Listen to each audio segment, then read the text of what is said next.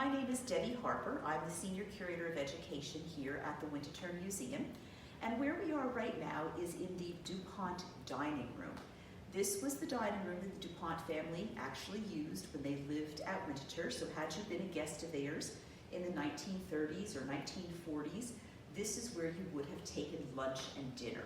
Breakfast, of course, would have been served in your bedroom. That was standard country house practice.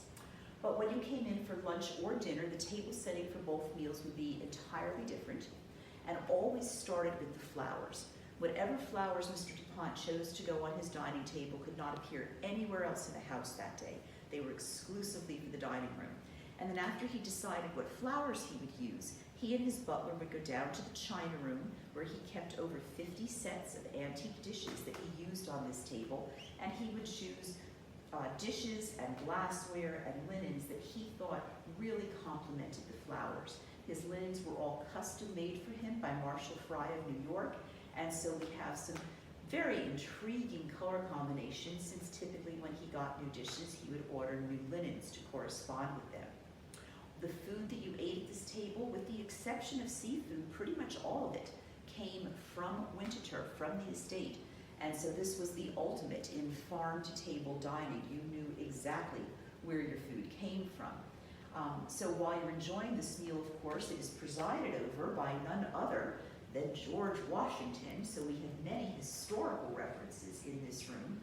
The painting is by Gilbert Stuart, and of course you've been to other museums and seen the original George Washington by Gilbert Stuart. Stuart made many paintings of George Washington because he knew he had a commercial success. He knew that each one he did, there was a buyer for it, and so he kept on turning them out. On the other side of the room, we have another important painting that is often a puzzle to visitors when they come into this space because it doesn't look quite right. And in point of fact, it is unfinished.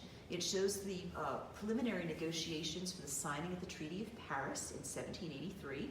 It was done by Benjamin West, an American artist who was a court painter to King George III.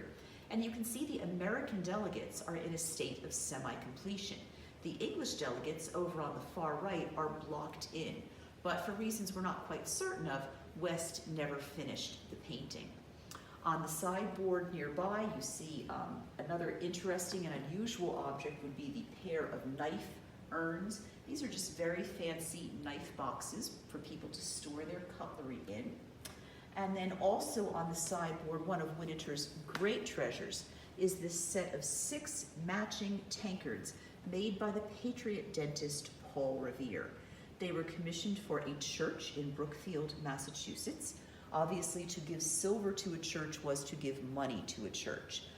And so it was not at all uncommon for people to have silver objects made as church donations. Astonishing that this set of 6 silver tankards survived intact.